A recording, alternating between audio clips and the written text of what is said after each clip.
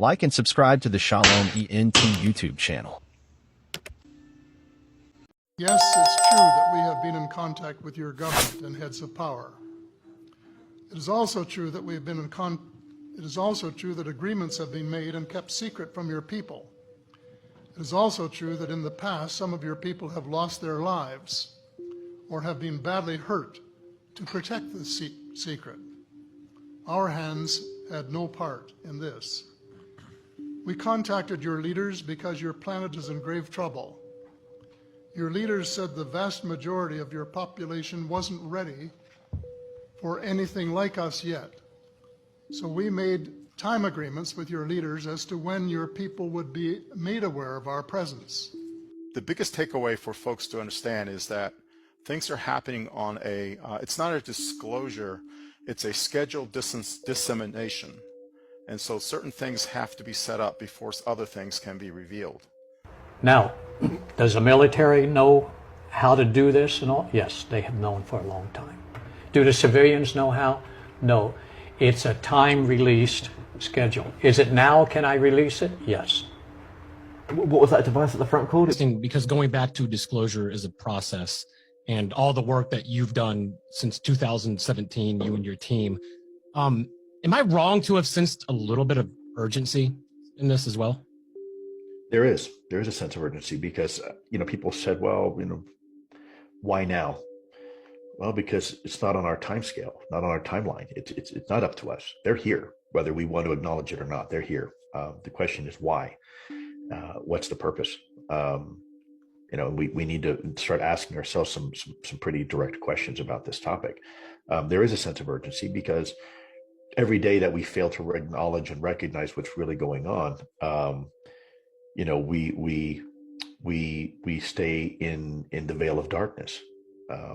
This is real. This is here. This is now. Our country has already acknowledged. I hate to say this, but disclosure's already happened. We now have the acknowledgement from former and current directors of national intelligence and CIA and presidents and everybody says, yeah, it's real. It's here.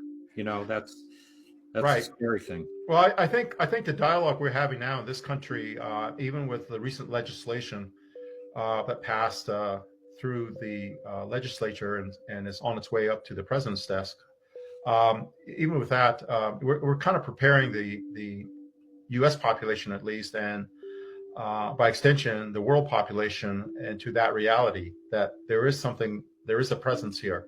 And that we need to explain this presence, because if they show up and we continue to do what we did before in previous decades, and they show up, there will be mass panic. But if you understand that these are real, and we have 5 years from 2022, or maybe now 4 years, if they come in 2027, for the U.S. government to prepare the people about what is up there. And in many ways, I think the word got out within the government that they're showing up in 2027, and we better be prepared. And if not, there's going to be a lot of explaining to do. If our guys are our representatives are going to actually start using the phrase non-human intelligence, they're not doing that, as you point out, because it's a lark. They're doing it because they've heard something that makes them believe right now that there is non-human intelligence. The second part of this that disturbs me, though, is there seems to be a rush to now try to talk about it. So after years and years and years, decades and decades and decades, where this has all been kind of pushed aside and nobody dared speak the word alien or extraterrestrial, let alone non-human intelligence, now they're all starting to do it. And they're doing it fast. And they're talking about hearings that we'll be talking about in a moment that are coming up fast. And they're going to have some shocking things in them. And the only thing I can think of is there's got to be a reason why the powers that be in Washington, D.C. are starting to say we need to actually say the words out loud, and we need to get language in right now to get this taken care of. And I'm concerned, Ross, that at the end of the day, the only thing that would make a politician do that and act in that sort of enhanced way where they're in a hurry is that there's some bad news involved in this. And I don't know exactly what it is. And I know that you don't know exactly what it is. People are talking. It's hard to sort out what the sources mean or don't mean. But, you know, as I said, Chuck Schumer was and has been a cautious man in many cases. And I don't think he'd be talking like this and pushing this if he didn't think there was a fire behind his back pushing him to do so.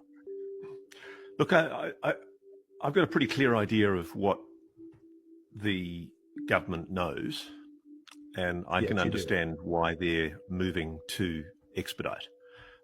Yes, there is a constraint of time.